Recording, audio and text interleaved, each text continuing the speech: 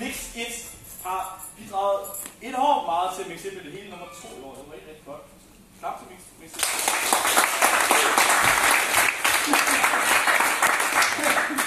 Der taler om spillere, som lærer sig rigtig godt, som læser spillet sindssygt godt. Super spiller i øvrigt.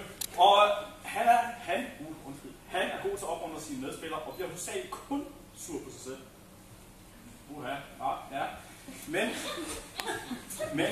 på trods af diverse skader, så har han været stabil til træningskamp, så meget han kunne. Og sidst men ikke, så slår han Robert på. Mine damer og herrer, Bjarke!